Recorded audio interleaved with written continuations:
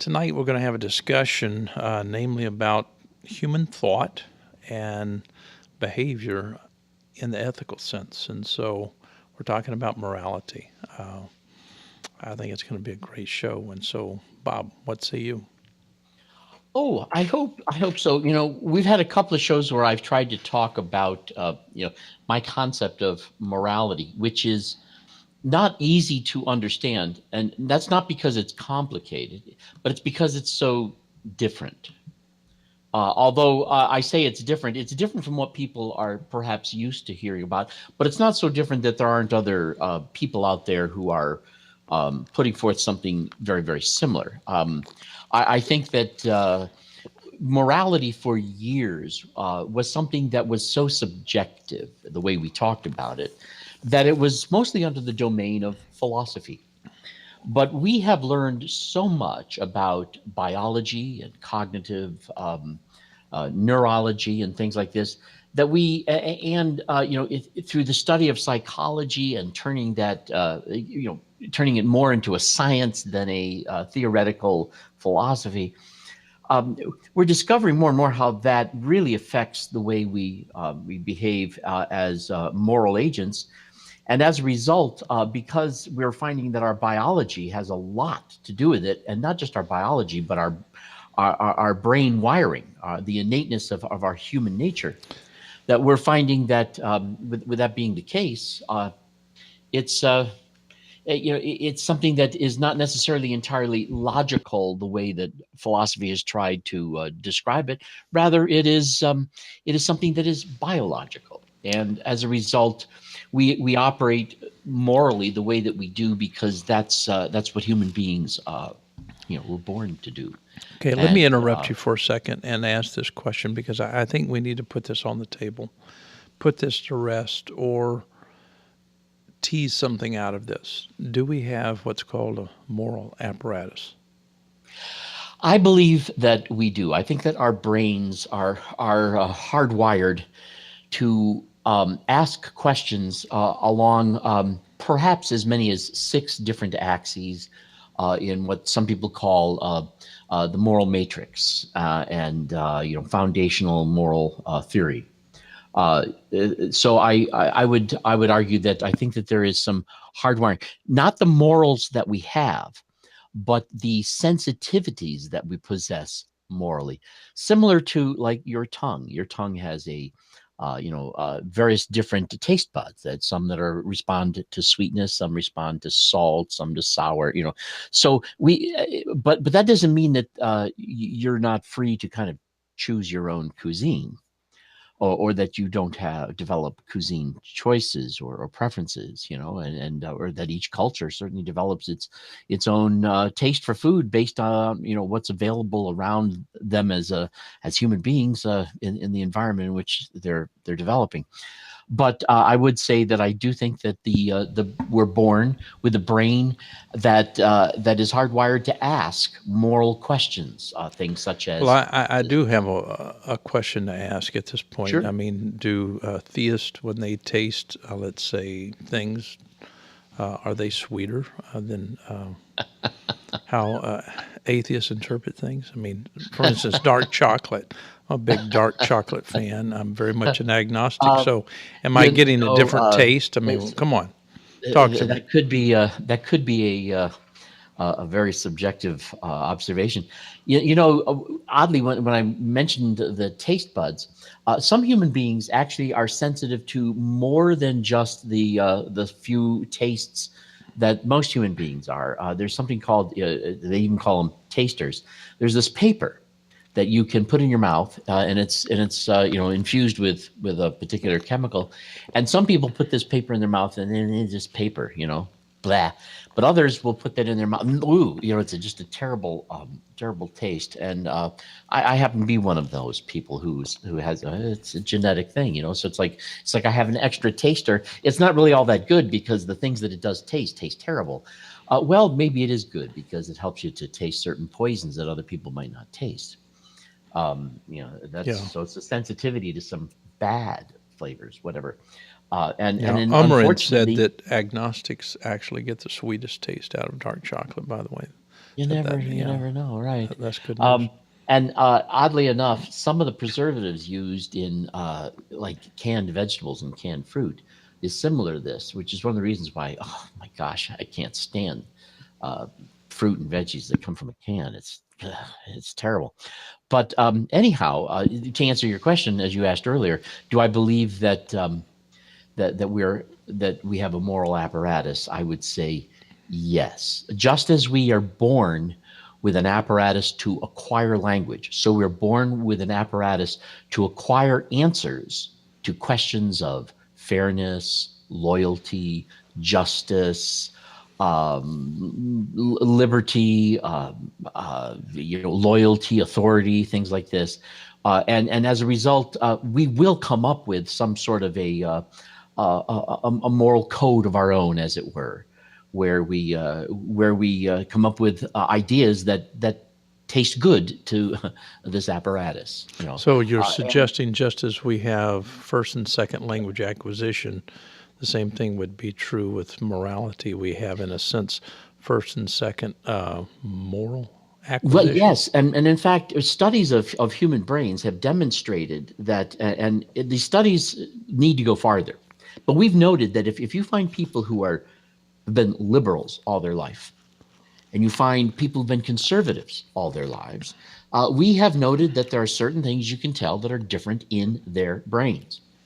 And what's not known is this what your brains become by being liberal, or is this what makes you liberal or conservative? I personally think that it could be a little bit of both. I don't think that the studies are entirely finished.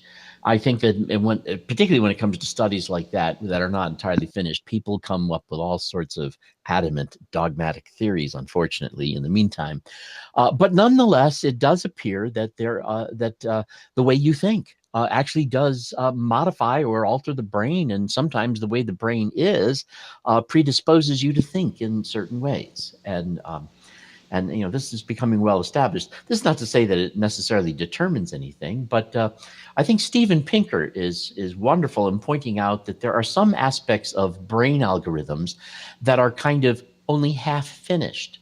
And he explains this as a part of evolutionary theory by saying that human beings, in order to adapt well to any kind of circumstance under which they might be born, that part of what makes human beings adaptable and replicable for as long as we have been is that we are also hardwired with some open-ended algorithms that are not quite finished. They will complete themselves based upon the epigenetic environment in which we find ourselves and wire themselves. Now, it's true when it comes to first and second language acquisition that there is actually a time period in which this is done most efficiently. Certain areas of the brain are at their pinnacle at around 7 years of age for language acquisition and begin to atrophy. And that's why from 7 years and on, it is not as easy to acquire a new language. Although from 7 till about 21, your ability to acquire even a greater depth of your native tongue is just increasing like crazy. But after about age 27, and this is different for everybody because it's like on a normal curve. But on average, most people after the age of 27 find it very difficult not only to learn another language, but to ever learn the pronunciation and the accent is more difficult the older you get. The topic of this show is actually the high cost of morality. Can we Yes. really afford to be good? And so that brings up the question, are we acquiring and yet at the same time being challenged by our economy? And so what say you, Bob? Well, when I gave you that title, which I thought of this morning, Yeah, that was a good I title. I wasn't just like that. thinking of economics in terms of money. But there are costs that every decision you make is going to cost you something. It's going to benefit you something, and I would argue that the economics, whatever your currency uh, is going to radically skew your ability to be honest with yourself over moral questions. And as I was talking about this, I tried to use even earlier today, and some people balked at it, and some people liked it. I tried to use slavery as an example. And today, we all condemn slavery. We think, oh, it's just a horrible thing for one human being to think they have the right to own another human being. And I think you'd be hard pressed to find people who really think that that's an okay thing. Probably, if you go from here all the way to China and back, people might consider, by and large, slavery to be wrong, morally wrong. But I would want to argue that there was a time in the prior to the Neolithic period where human beings were both hunter gatherers and nomadic, and there were very few social hierarchies, and as a result, there was very little inequity between people. Groups of people would hang around and hang together and work together as a cooperative in many ways, and they would hunt and they would feed and they survived, and sometimes, of course, they had to compete with other small groups.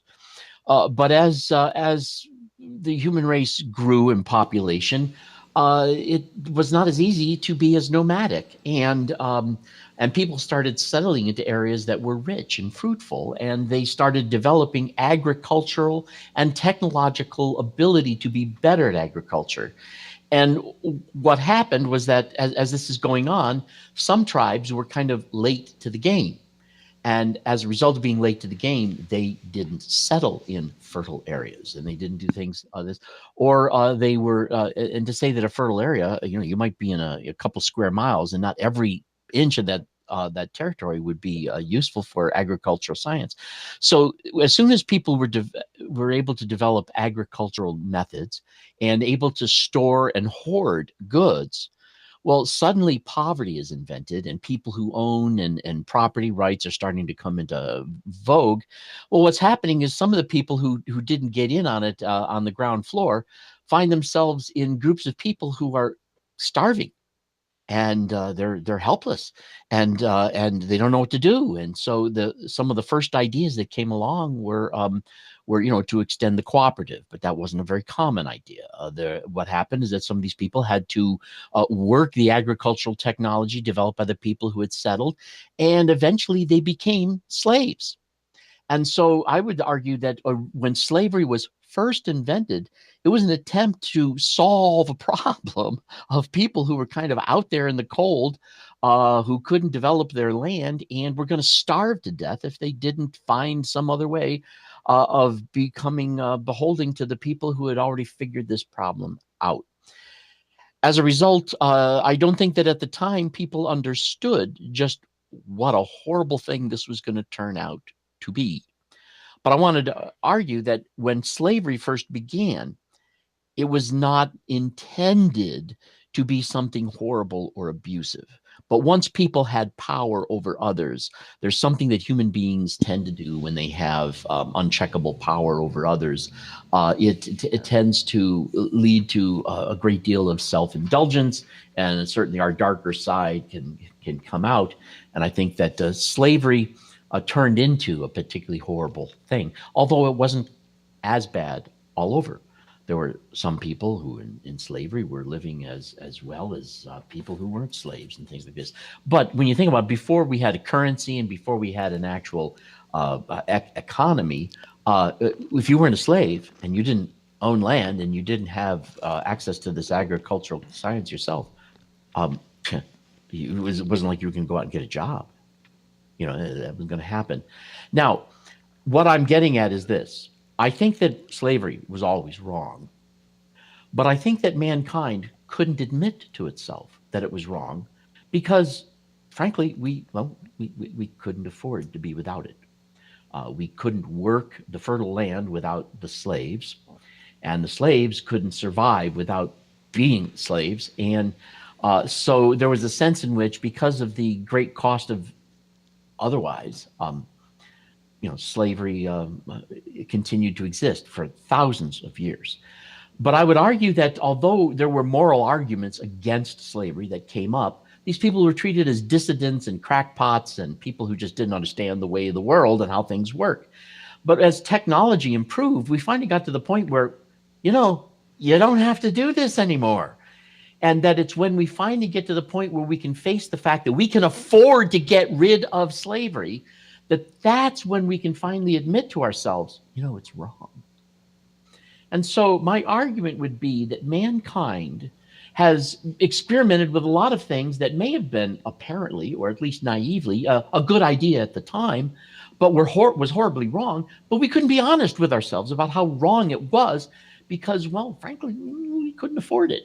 And so the cost was too high in various different ways. And so what I wanted to argue is that our morality is in many ways modified by how much it would cost us, how much we would end up having to sacrifice by making other decisions. And that this affects our ability to be honest with ourselves about the way we abuse each other. Now, I would argue that there are a lot of people out there who are complaining about capitalism. Now, I don't think that capitalism is all bad. I don't think it's all good. But I think that many of the complaints out there are very legitimate. But I do believe that one of the reasons why the voices against capitalism are so ineffective one of the reasons is that, what are we really going to do without capitalism? There's a lot of people who are making a lot of money with capitalism, and that's not going to happen with some other system necessarily. And even those of us who are not making a lot of money, at least most of us have jobs, and we have, so we don't really have a system as bad as capitalism can be. We have not yet come up with a system we can perceive as viable to replace it. And as a result, because we can't afford to do without capitalism, we cannot be honest with ourselves about how immoral capitalism can be. And so I am arguing that a big part of our morality as a collective, as a society, as a group of human beings, has to do with the cost, both economically and personal and emotionally and in various other ways, that when the cost is too high, we cannot be honest with ourselves about the morality of our structure in society or of our personal choices. Let me ask you a couple of questions because several Sure. comments have come in. One being, so is Bob for or against slavery? Another one says making excuses for it. I think I don't think that people understand what you're saying, and so Right. No, I believe that slavery was always a bad idea. I'm just saying that, there's a lot of bad ideas going on today that people are not willing to admit are bad ideas. I think that slavery was always a bad idea, but I think there was a time when we were painted into a corner as a human race, and going from a nomadic people into the Neolithic age, where slavery looked like the answer. I think it was a bad one. Now, by the way, there were some egalitarian societies back then that developed more worker co-ops, even way back then. But they were the exception and not the rule. And during that Neolithic period of humanity, slavery was common across the entire globe. And we're talking about something that happened 11,000 years ago. Some people talk about the slavery of blacks here in America. That is a very recent part of the past in the history of slavery, and that is really more the colonialism and the imperialism factor during a time when slavery was already supposedly acceptable. But so I'm not giving slavery a pass. I'm not saying, oh, it was a good thing in its day. I'm not. I'm saying it was perceived as a good thing in its day, even though it really wasn't. And I'm also trying to say there's a lot of things today that are perceived as a good thing, and it's not. We're not honest with ourselves about it. So what I'm trying to do is I'm trying to explain the blindness of humanity in being honest about its own hypocrisy, its own lack of morality. We are not the stalwart examples of morality that we would like to think of ourselves as. We are struggling to figure out really how to do it. And some of these things that we're struggling to figure out how to do, we can't actually get around to doing them until we can figure out a way how we can really afford to do it. Do you think that there were people, many, many, many years ago who thought along the lines of equity in principle. Well, maybe not the same way we do, but I would argue that when we test people as to just what they think is right and what they think is wrong, even though people may have different opinions about what things are right and what things are wrong, that equitability and proportionality are very high on the scale of most people, even if they evaluate proportionality and equitability in a different way. There is something within all of us that feels like, well, things are supposed to be fair, even as difficult as it is to define what that really means.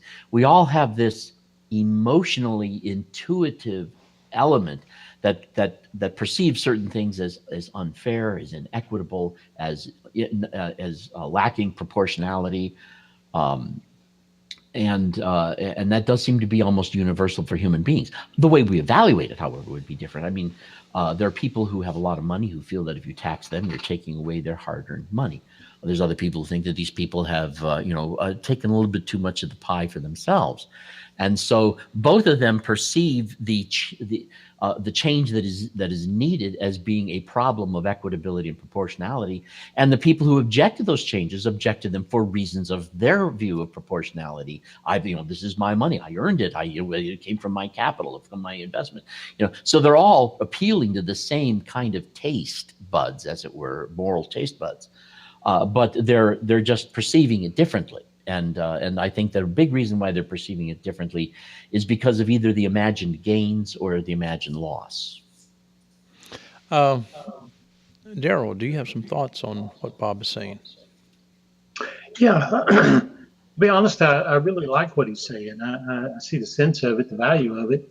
And I would just kind of like to add something and maybe have Bob comment on this because, for a long time, I won't say a long time, recent years, I've viewed humanity at its best as a maturing process. And that would Mm-hmm. be individuals or as collectively, both actually.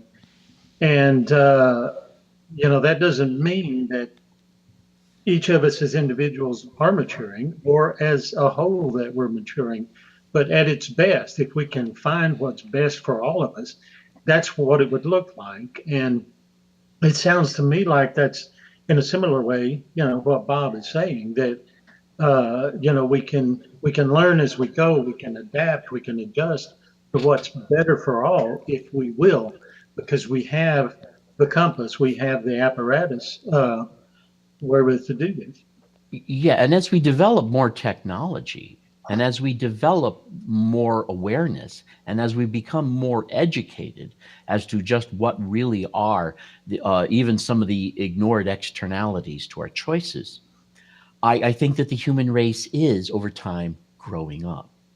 There's great hope because it seems to me that given this, you asked me if do we have a moral apparatus. I believe that we do, and I think that moral apparatus helps us to find ways of making improvements affordable, and then we make them. But I would say though that human beings are always just as evil as they think they can get away with without disliking themselves, you know, and that we have a tendency to be to cut corners where we think we can or where we think we have to. When you really are honest about it, how many times do people exaggerate or misrepresent, uh, possibly even unconsciously? And I think the biggest misrepresentations most human beings make is not deliberate, but rather by refusing to be aware of certain things that would be inconvenient to know. They avoid being. I think this is one of the reasons why we have liberals and conservatives. Liberals and conservatives, as far as I'm concerned, are people who are not willing to take the risk to understand some of the reasonableness that's on the other side. That's why I think, conservatives aren't right about everything. They're not wrong about everything. And liberals aren't right about everything and they're not wrong about everything. They both come from a certain point of view that appeals to the moral apparatus with just a different emphasis and a different set of priorities and what have you. Now, I think it's interesting. Jonathan Haidt, in his book, the Righteous Mind, I think that was the title of his book. Uh, is that the name of the title? For some reason, I'm having a. But anyway, he talks about how his study of both liberals and conservatives show that they all operate on these six matrices, but they certainly give them different weighting. The liberals are very big on what's fair and they're not too big on authority or sanctity and things like that. Whereas conservatives, strong conservatives, tend to operate pretty much equally on all of the matrices of in terms of the way that they talk, in terms of the way that they make moral appeals. And although he doesn't say it in his book, I'm under the opinion that both liberals and conservatives are lying to themselves and dealing with the questions and the problems of morality in a different way. I think liberals turn their priorities into extremes. And I think that conservatives try to treat all of those areas identically because they just don't know how to juggle them or prioritize them. So they're just rigid with them. That's my personal theory. So I don't blame liberals or conservatives for doing that. What else are we going to do? Because we haven't grown up entirely yet. We haven't figured out how to really both responsibly and equitably and fairly and proportionally meet all of our needs. We haven't figured that out yet. And until we do, there's a sense in which, how can we do that until we figure it out? And so, but I think this is also one of the reasons why we need to be in communication, because with people, some who are extremely interested in certain axes and focusing on that, and other people are kind of rigid. By talking to each other and keeping these things going, at least the discussion forces us to face these realities, But of course, my major claim here that I'm trying to make in this particular show is that one of the things that keeps us from being honest with ourselves about what we're doing wrong is either perceived or real costs that we just don't think we can survive or afford. And that will keep us from being morally honest with ourselves. That I also like to kind of compare this to a pendulum swing. That works for me. Mm-hmm. That generally people either want to swing too far one way or too far the other. And oddly enough, I think of something that was attributed to Jesus having said that kind of I look at it a little differently, and that is because straight is the way, straight is the path, narrow is the way, whatever, that leads to life. Few there be that find it. And that's kind of the way I use that these days. If we can find that balance in things, find that thing that works best for everyone, that's the path we should go down, and well, you're talking about the pendulum swinging, and I think that there's something else that's also true about the pendulum swinging. Now, we talk about the pendulum swinging because a pendulum actually has inertia, and it starts to, its weight runs out of inertia because of gravity, and that causes it to then, swing back. But that's not necessarily the kind of thing that's going on with the pendulum analogy. What could be going on is this: when we get too lefty, when we get too liberal, well, liberality is all over the place, and we begin to see its evils, and we go, oh, we can't do that, and so then we go back towards a more conservative direction. And then when it becomes mostly conservative, well, now that conservatism is all over the place, we begin to see its flaws, and we go, and we start, and so the pendulum swings, because when we don't know what to do, but we know that what we're doing isn't working, we spend too much of our time running away from what we were doing and not really paying attention to what we're getting into. And as a result, a lot of our attempt to grow up is really our attempt to escape our past and the errors that we've seen we are making before we have really figured out what the alternative would best be. And so, that's why a society will go back and forth between being a little more liberal and then being a little more conservative, because whichever one is the major philosophy at the time is the one whose flaws are going to be most obvious because they're out in the open. Whereas the unpopular theories, their flaws still exist. They're just not as obvious because you don't see them that much. And that's something that's been on my mind for quite a while. I mean, the way I see it anyway, we Homo sapiens tend to view things in the short term. And we're not the only species that does that, by the way. But we see what we want right now, not necessarily being able to look ahead to see what is going to happen, 2 or 3 generations down the road, for example. And Okay, Daryl, I'm going to apologize ahead of time. Uh, One of the things that's been on my mind is having children without limit is, to me, not necessarily all that great an idea because you're producing mouths that have to be fed. And this is a finite planet. Eventually we're going to hit a wall when it comes to food, when it comes to other resources. And meanwhile, these other mouths are producing still more mouths. And we have the resource scarcity, not because the resources aren't there, because there are so many of us out to consume them because we need those to remain alive and healthy. Um, and then maybe, I don't know if we can or not, Homo sapiens is largely a emotional species. We still are, let's face it. Um, but if we can develop a way to look forward and try to come up with, okay, what's going to happen if we do this now?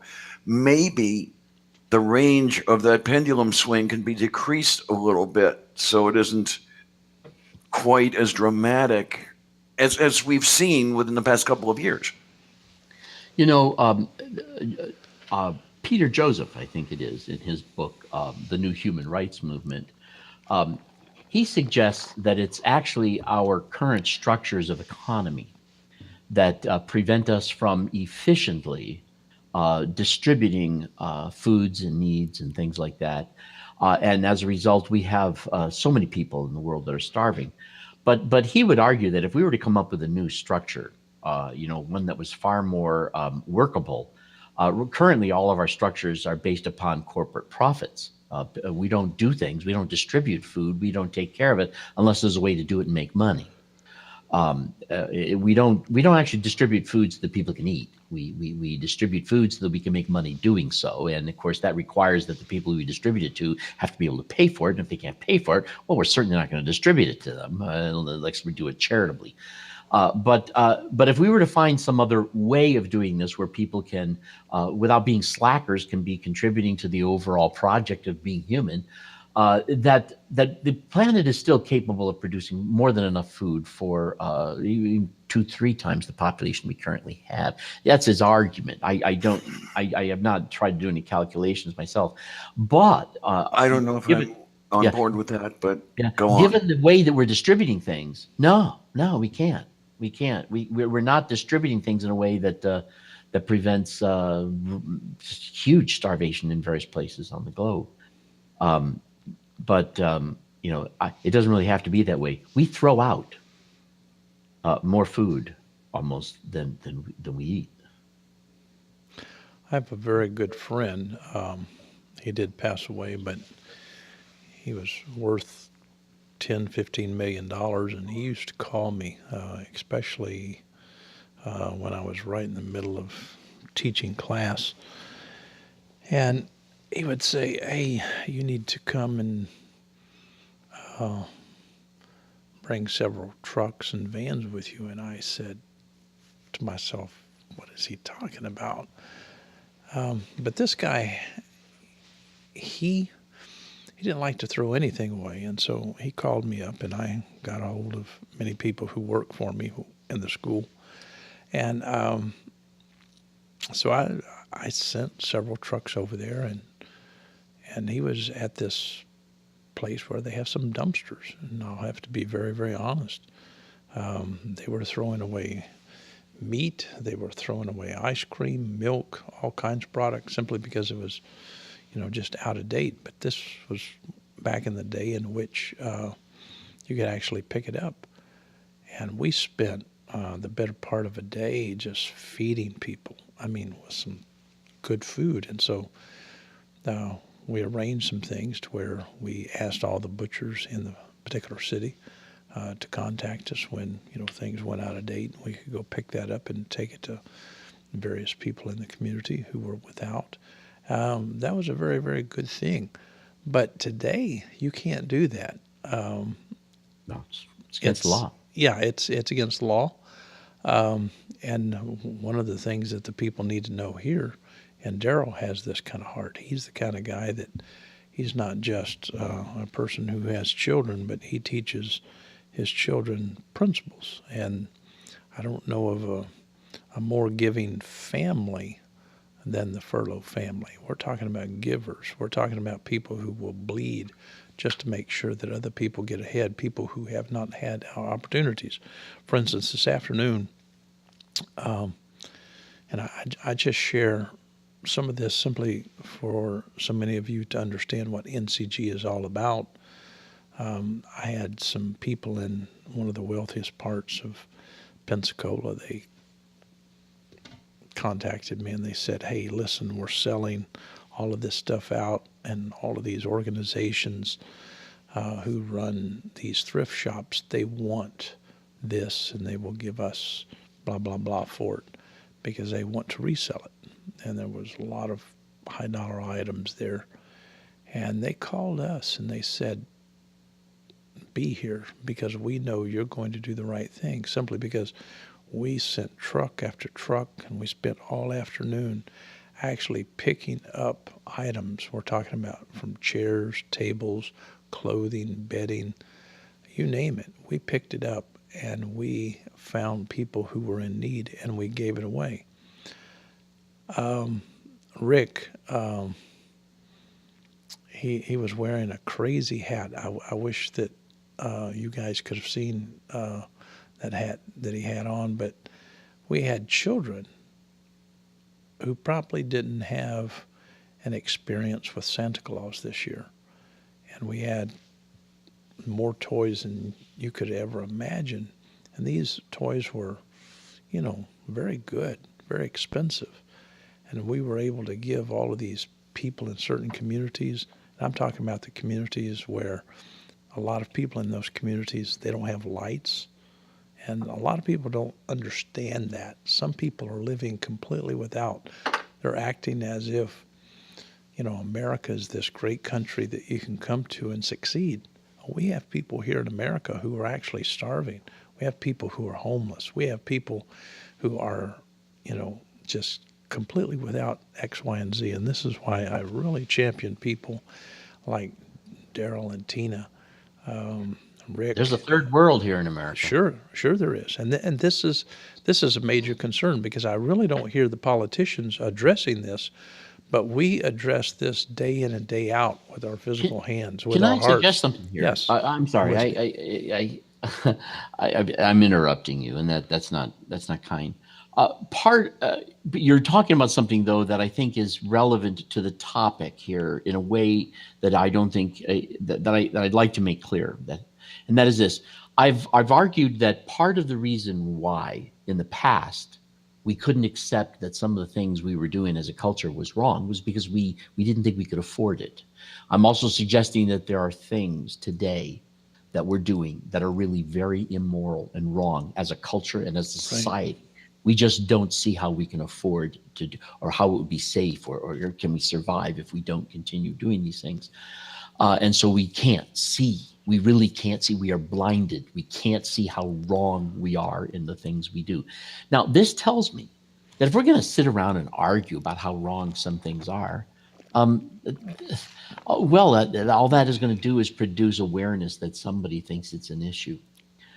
What we really need to do if we want to progress as a human race is we have to find ways of making doing better affordable.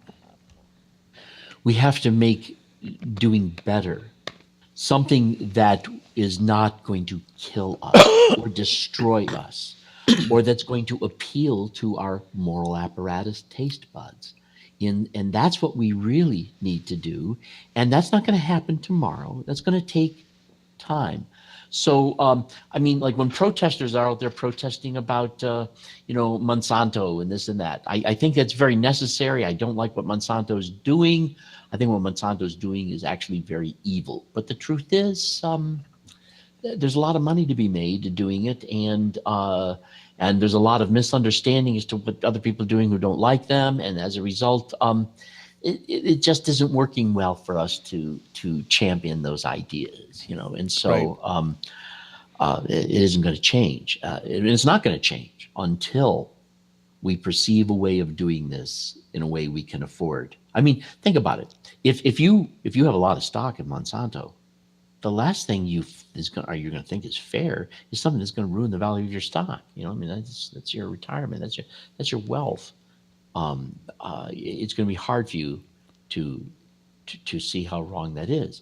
But if you see people, first of all, if you don't have a dog in that fight, and you see some of the evil that's going on, and you see the people in India who are drinking the glyphosate as a way of committing suicide because they're just destroyed as farmers.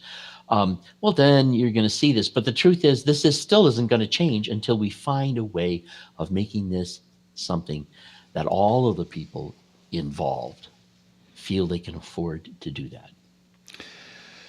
Let me share a personal experience, and this is something that ties to Daryl simply because Daryl was there. Some of you might have remembered the James Byrd dragging. It was terrible, and we're talking about morality tonight, and we're talking about three white young men, actually in a pickup, tied a black man to a pickup and dragged that gentleman down the road, and dragged him so far the body went off the road, took the head off when it hit the culvert, and it was horrible. Now, the reason that I know so much about it, we helped the FBI, because back in that day, they didn't have digital camera and the kind of equipment that you can really, get into collecting data. And so we did a lot of help in that regard. It was evil. It was sick. That was 20 years ago. Yeah, that was 20 years ago. But I want to talk about this story because I want to share my heart. I want Daryl to share his heart in what took place, because in a little bitty town, this took place, and people from the outside of the community, they were trying to stir up blacks and whites against each other. The people within the community, they were not racist, but people from the outside, especially the news media, they wanted something bad there.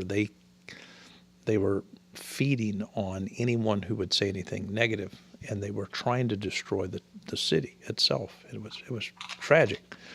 This horrible crime took place. We filmed the entire thing. We actually made some documentaries. We made many things to promote peace at that time. And to make a long story short, and Daryl, I want you to jump in, this was very difficult because people were looking for ways of producing more against us. They were not looking for, let's say, a pathway of reconciliation. That's not what people from the outside were looking for. But people on the inside, they were saying, hey, these three white guys that did this, a couple of them were from prison, and they brought this to the city. They took one young man and led him astray in the sense of becoming a racist and all of that. And it was a very horrible event that took place. But my point is, this did take place. And these young men went to trial. And during this trial, I'll never forget this. And most people haven't experienced this kind of hatred. I remember when meeting with the sheriff, and he asked me, he said, "What am I going to do?" He said, "I have the KKK coming to town, and I have the Black Panthers coming to town, and I don't know what to do. And I'm looking to you. You're a man of peace. You know something about bringing people together because this is what you do so well." And I emphasized, I said, "You can't settle this with a gun." And he said, "Well, Dr. Jones, you don't understand." And I said, "What don't I understand?" He said, "The Black Panthers are bringing rifles. That is, they're putting these rifles in the back of in their trunks, and they're just going to hand them out to people." And please hear what I'm saying here, because when the Black Panthers got to town, to this city, they actually had trunk loads of rifles, and they were handing these rifles loaded to young black children like 10, 11, and 12 years old. And here we were filming all this as journalists, and we were doing everything that we could just to stay safe. But we had around the courthouse square, we had all of these people in riot gear that came in from all kinds of cities to try to protect, that is, the freedom of speech. And these people from the KKK, they were out doing their ignorance and spreading their hate. And they got a permit to do this during the trial. But the Black Panthers chose to contest it, and they did. They came to that city and handed out rifles to children. And they actually got these children and all of these people to run down the road. It was scary, to say the least. And Billy Rolls, he was the sheriff at that particular time, and he took my advice. He did go out into the street, and he did put his hands up. But when he put his hands up, he didn't have a gun. He was like Andy Griffith. He was willing to say, "Hey, listen, I'm a peacemaker. I like that."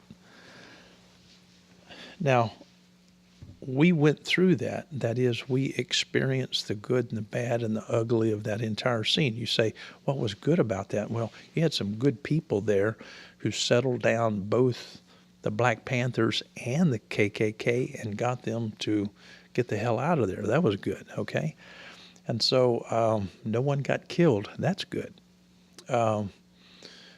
Many of these children who were given guns, they said, "We were afraid. We didn't know what to do. We were afraid that if we put the gun back in the hands of the Black Panthers, they would have hurt us." And the same thing was going on the side of the KKK. And so people were, in a sense, caught in between. They didn't know what to do. And so my point in saying all of this, Daryl, courageously, he marched with me. What did I do? I reached out to the black community, and he can testify that this took place because we've got videotape of all of it. And yes, we took this, I can't even remember what that thing's called. Daryl, you can help me out. You put it, like if you want to yoke two ox together. Yeah, Sir? a yoke. A yoke, yeah, it's a yoke. And so here I started out the march, and I've got this yoke, and it's around my neck. And then he has a yoke around his neck. Now we have the mayor. We have all kinds of people from, from Washington to Austin to from different cities coming to march with us. And it was beautiful because simply listening to black and white people walking together, marching for the purpose of peace and equity, a sense of equality, they finally felt like someone was for them. I'm talking about actually for them. But please understand that I think what Bob is saying, and you can correct me, Bob, I had a platform. I had so many opportunities to speak in a public way. But let's say several thousand years ago, people didn't have those kinds of platforms. And so it was more difficult to change, let's say, a paradigm, if you will. You know what I'm saying? Well, part of what you're saying here is, in order to create a change, there has to be a pathway that the people who need to change can see as a viable one. Right. Until they can see that pathway as viable, they're not going to be willing to take it. And in terms of the theme of tonight's show, not only if they don't see a viable, cost effective pathway, they're going to have a hard time believing that's what they should do. Right. And so my argument tonight is that, as moral as we really want to be, and I do believe we want to be moral people. I mean, we wouldn't spend as much time putting on a facade. We don't always put on a facade just to manipulate the rest of the world and fool them into thinking that we're the wonderful people that we deep down inside know is not really the right story. We do this because we want to be. We really want to be good in many ways. If we can be, if it's not gonna cost me more than it seems like it should, we would like to be better people. And so when we can see a clear pathway towards something better, it is more beautiful to us. And the more beautiful it is to us, the more we are drawn to it. This is a passion, not a rationale. And so when we can see a way of being better human beings, we will be. And if we can't see a way that is viable, workable, cost effective to be better, we will resist believing that that's even better to be that way. Jesse Jackson came to that city. I met with Jesse Jackson. It was horrible. That guy didn't come to bring peace. He came to bring the kind of rhetoric that would encourage racism, a riot. That scares me.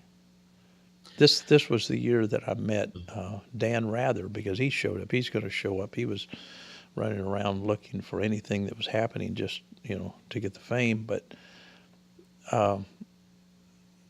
it was a very puzzling time for me, because I kept pointing to the cameraman. I said, "Why don't you look at those ladies over there in the gazebo?" I said, "We're talking about black and white women praying together."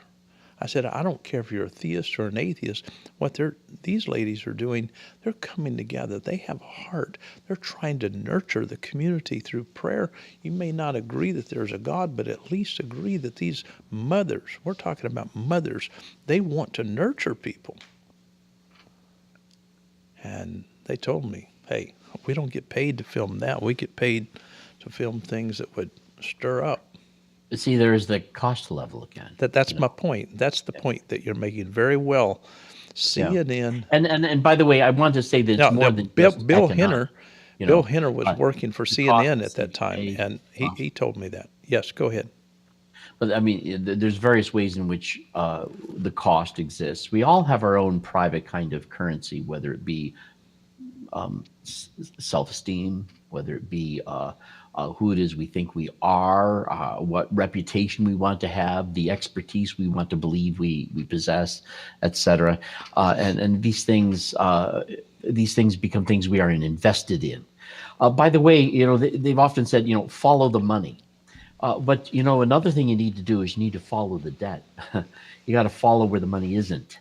And that'll also help you to explain a lot of things that are going on. One of the reasons why I think that, we have a hard time balancing equitability and proportionality. And by that, I mean this.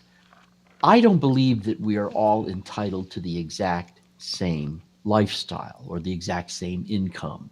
I really don't believe that. I think that there are people whose gifts and abilities and contribution is significant, and if that results in their having more than others, I don't see that as a problem. But what I do see as a problem is when the people who have more are also the people who get to decide how Right. much they get. Exactly. Well, we all have a tendency to perceive our contribution to the overall effort as being more significant than it is, and for various reasons, not just because we're dishonest, but because we're far more intimately aware of our own effort and of our own sacrifice than we are of the effort and sacrifice of others. And so, there's a problem there, and I think that we tend to exaggerate the proportionality, and that becomes a problem. That becomes a serious problem. So that when we end up with people who are radically wealthy compared to a whole bunch of people who can barely make ends meet, I'm not saying that we should be giving stuff away to people who aren't producing things, but at the same time, if you want to talk about all the people in America who are lazy and sitting on their ass and collecting social services and this and that, you can complain about that all you want, but the truth is, we don't have jobs for them. We don't. It's true.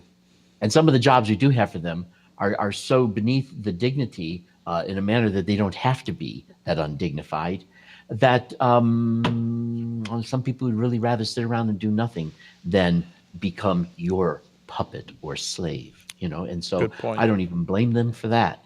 So, but when our inequitability and our proportionality is so out of whack, that's a serious problem, and it's going to create tension and anger and demonization of both sides.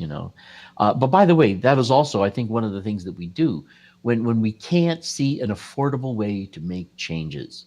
We justify where we're at, and we demonize the people who are not cooperating. That's true. Daryl, I wanted to talk to you just in brief on this show simply because Bob is talking about a problem that we need to address. I mean, can we really afford to be good? I mean, that day you stepped up, and you've always stepped up. You were marching with me. You were singing those songs with the rest of the people there. It was a glorious day, but it was what we needed to do. Can you share a bit on that? Yeah, I remember that as being, of course, a different day than this big conflict. I mean, there was Yeah, one day, that was a different day than the conflict. That's true. right? But on the day of the conflict, I wanted to speak to that because there was something took place that I think that went maybe entirely unnoticed, and it's what stands out most to me. And I spent a little time today with a man here who owns the radio station, and actually my cousin, who is one of his best friends, and uh, they were there that day broadcasting when the KKK and the Black Panthers showed up here to have a big showdown.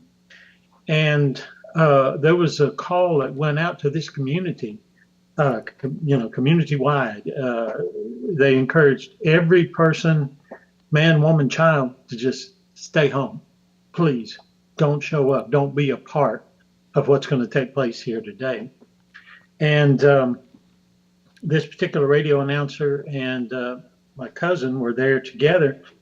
And actually, oddly enough, we had a family reunion scheduled that same weekend, but it was at one of the local parks just a few miles from town. So it was easy for me and my family. We just went on about our business with our reunion. Now, some of my family members were struggling a bit because people were asking them, well, where are you going this weekend? They said, we're going to Jasper, Texas. I said, don't you know what's going on there? They said, yeah, we got a reunion. But that day, I did listen to some on the radio just to see what was going on, try to keep up with things. And as these two looked around and at the crowd that was there, they started, they lived here all their lives. They knew the majority of the people that live here, and they started looking for people they knew. And pretty much citywide, they saw no one from this town. We stayed out of it. The people of this community stayed out of it, said, we want no part of this. We're not taking sides here. Right. And, to me, if someone had caught wind of that and shown that to the world instead of the ugliness that was going on that day, it might have been a step forward instead of looking so much like a step backwards. Because I think this community's been resilient in the way it has come back from all that. And you know, I wouldn't say life goes on as it always has here, because it is the deep South, and it's been a little slower to develop after, you know, the slavery ended, and all the unrest that took place as a result of that. But it is a peaceful community, and I think in part because we are willing to work together and get along. And it should have come forth as a good example rather than the ugly thing that the world saw come from here. So, um, that's like I say, it was an unfortunate time, mainly because of what people from the outside, as you've already pointed out, Dr. Jones, that people from the outside came in and tried to make it look like here. You've had I three mean, the individuals. As a matter of fact, one other thing I'd like to point out that I think is very significant. The grandfather of the one who actually instigated this whole thing. There was two that were just kind of going along with this guy, and I think they probably regretted it even as they were doing it, from what we can tell. But the one had been in prison, and he really had issues. But his grandfather, in a wheelchair on oxygen, rolled his wheelchair over to some of the family members and apologized for the actions of his grandson. And I don't know that that was ever brought out either. But things like this, I think if we can show that there are people willing to be peaceful, there are people who want to get along, and I would even go so far as to say many more than there are those who want to keep things stirred up for whatever reason, that keep things from moving forward. Uh, and I can testify to that for sure. the beautiful thing about it was the Bird family, they were so forgiving. Yes. They saw this as a tragedy. They were so hurt. They cried. Oh, I tell you what, I hurt for them, with them, and all of that, talked with them just time and time again. But they were so forgiving. And yet the media came into the city looking to stir up racism, trying to cause division. And that was the premise of every station that came in. And we're talking about, I think, I counted something like 57 major trucks there with satellite dishes Oh, on at one time. yeah. It was huge. And Yeah. it was scary. And my point is, what Bob is saying tonight, the high cost of morality. Can we really afford to be good? The people in the community, they were trying to do the right thing, and they were very good people, but people were making money off of trying to make this seem like in this particular community, blacks and whites were just at each other all the time, and that simply wasn't true. And Right. it was a horrible situation, but it really really made me skeptical. That is, In a of sense, journalists. part of what you're saying here is that although I think that lately we have been getting absurd and ridiculous with the concept of fake news, we Right. have always had news that was misleading and misrepresentative of the situation. By the way, as we've examined, let me give you an example. We've had people who have done studies on sexual predation and stranger danger and things like that. And what they've discovered in looking at the statistics is we're not really able to determine that the actual danger your children are in for being abducted. We're not able to determine that this is getting worse. In fact, if anything, it seems to be actually getting better. But we talk about it more, and the helicopter parents and the fact that we just don't let our kids go anywhere. And when I was a kid, I went anywhere I wanted to. The kids today don't have anywhere near the freedom or independence. But the truth is that the abuse and the abductions that were occurring back in that day when we didn't know they were happening was actually happening more often. It was actually less safe when I was a kid than it is today. And yet today we act as if, oh my goodness, with the climate today and all these people around and the predators. I mean, you can't let your kids go to the park. You can't let um, this is all because the news cycles and the media and the press. It's newsworthy to talk about all these dangers, and that this is not to minimize what these dangers are. They really are real dangers, and it's a horrible, unimaginable thing when your child is abused by either a family member who's got serious issues or a stranger. Uh, but if we're going to talk about the statistical danger and how prevalent it is in our culture and society, this is not one of those things that we went through the last 25 years with it getting worse. It's one of those things that in the last 25 years it's gotten better or pretty much stayed the same, depending on what particular dangers you're talking about. Yet the way we talk about it, we create a very different cultural attitude and sense of danger, because people who are fear mongered are a lot easier to manipulate, but also people who are fear mongered are a lot easier to. Uh, well, we talked about the moral apparatus.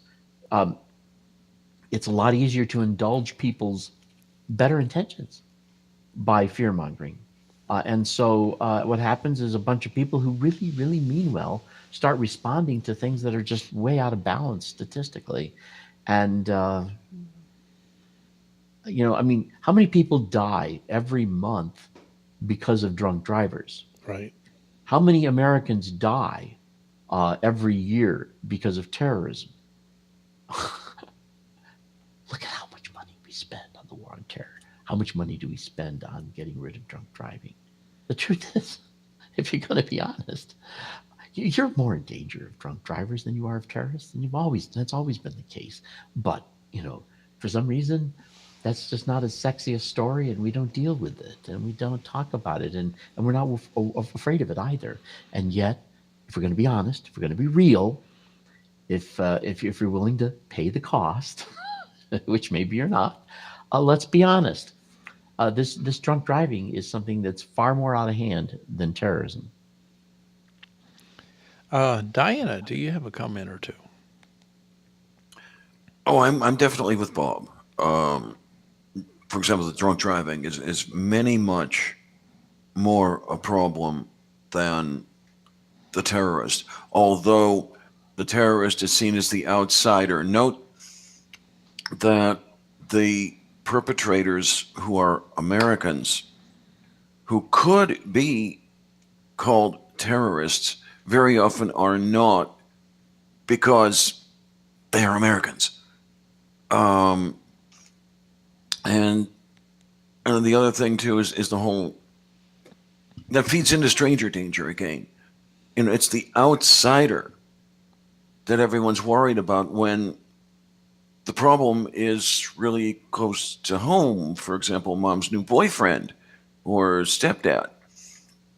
It's that whole outsider thing that's going on that if we could somehow break that wall down and see things for what they are, maybe we can make a step ahead. Yeah.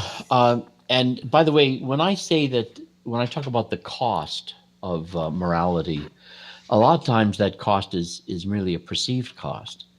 We will start claiming that we start clamoring for change before we've really counted the cost sometimes because we don't see the cost. And we will resist change sometimes, even though it's quite an affordable change we could make, only because it appears to us to be far more costly.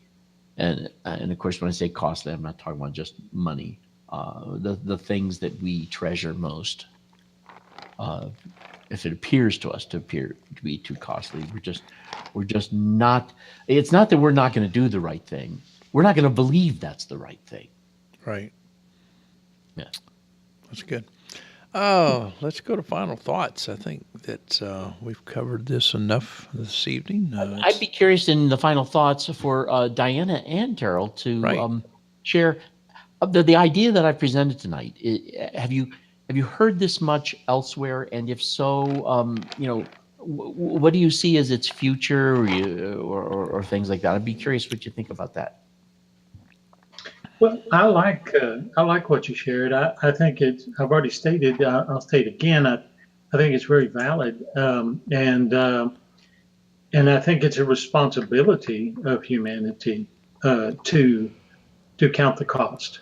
You know, to constantly be counting the cost of staying the way we are with everything, or adjusting whatever we need to uh, for the sake of the betterment of all. And so I can't say that I've heard this anywhere else, but I can say that I would support such an idea and such an attempt, to get people to thinking about where we could go with an idea like this. And I did want to say one other thing. I wanted to address, first of all, Diana, no need for apology concerning what you said about having children. And I will go on record as stating this: I'm not an advocate. I think I can speak for my wife also, of just having as many children as you can, or um, you know, just having many children, multiple children.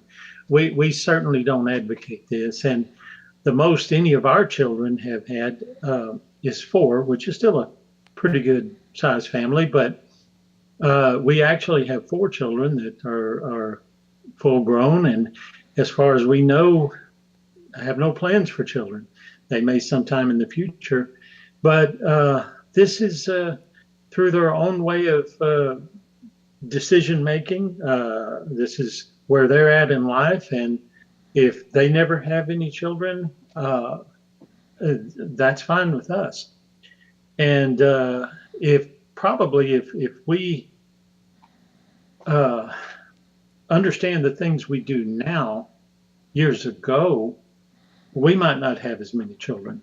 But as it is, we do. And of course, naturally, we love each and every one of them and do the best we can to support them in every way and be there for them. And we enjoy every grandchild that they bring us. So just wanted to go on the record saying those things. Danke schön. Yeah, I just want, if at all possible, that we learn how to look ahead, not look in our own backyards. I mean, even myself, I suppose I could do some things differently. I am not as badly off as many of the people I know. I could conceivably shut down my internet connection, have more money for clothing, and maybe a little more to distribute around a little bit. What is the cost to me of that? I lose my connection with people. Which is more important? Right now, it's the short term I'm looking at, where the connectivity with people out there is an important thing to me. So, okay, I'll spend the $50, $60 a month. But it is a consideration I have to keep in mind all the time. I personally had no children. There are several reasons for that. I mean, only one of them was looking ahead at the population. Another one was I never really learned how to be a decent parent. But that was my contribution, if you want to call it that, to the current population state. Maybe that's a bit of looking forward. Maybe it's being selfish. I don't know. And I think therein is part of the rub. One of the reasons why we can't afford to be better is we don't know how to assess the cost. We're just human beings. We don't truly understand all situations. We know what it is to make brash changes that we thought we had to make, only to regret that later. We also know what it is to hang on to something long after we should have let go. But it's not as if that is always a clear thing. So if I was to advise people anything as to what do you take home with the thesis that I've offered, that can we really afford to be good? We need to be a little bit more honest with ourselves about the fact that we're not as honest with ourselves. That doesn't mean that we're going to know what the truth is. It just means that let's not take ourselves too seriously. Let's not be too committed to what it is we think. We need to be more committed to the process than we are to the conclusions, even morally. Um, but also, I would recommend that when we do see changes, recognize that sometimes the cost at this point in time is too high. And that's not right either. So, as a result, part of how we become better people, part of how we become a better humanity as a species, is by finding ways, developing ways of making being better more affordable in in all kinds of currency, both in self-esteem, in our needs for connection and communication, our need for love, our need for sustenance, our need for shelter, food, um, clothing, our need for friends, and the more that we can make the good life something that is doable, viable, and affordable, well, then the more likely it is that's what we're going to end up being able to do. And so I think we need to work towards that. This isn't just a moral question. It is a question of survival. It is a question of, I mean, even as Diana put it, the connection she has online is an important one. Uh, it's not frivolous.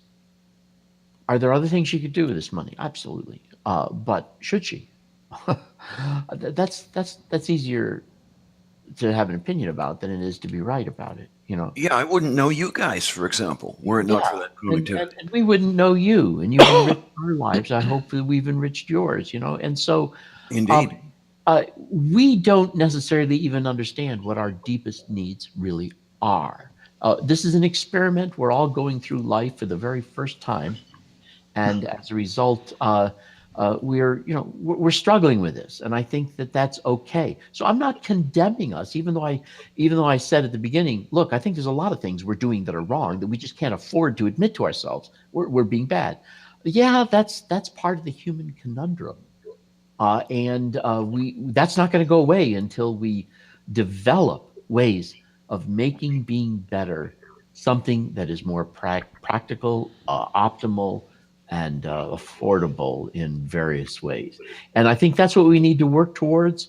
And as a result, we may need to stop just demonizing the evil that happens in this world and realize that even people who are bad, there's a story behind it. This doesn't excuse it, but maybe it means that we need to actually be better at raising human beings to create a better human race, and we need to be better at the way we structure our solutions in our society so that it gives us all a far better chance of making far better uh, choices and treating each other in a manner that appeases the moral apparatus in a far more optimal and healthy manner. And what was really funny, you mentioned holding on to things far longer than you should. I know this doesn't have very much to do with the story, but I was going through some of the stuff in the library, the room that the landlord calls the bedroom, found a box of stationery going through it, and I pulled out a pad of typewriter bond, 130 sheets. The price tag on that typewriter bond was 59 cents. Do you have any idea how long I've been carrying that along with me? It's got to be at least 35 years. And what am I doing with this thing? Yeah, And you a lot lost of the your money things, just dropping out of your pocket. Yeah. yeah, and a lot of the things are do I hold on to this? Do I get rid of it? Because if I get rid of it, am I going to need it? And not only material things, but other things. Right, right. I see your point. And Bob, I say amen to Oh, what you. thank you. Yeah, I'm glad. I'm glad you. A lot of times when I express this idea, it is not clearly understood, and I understand that because it's a little bit off the beaten path, and it takes a while to actually even hear it.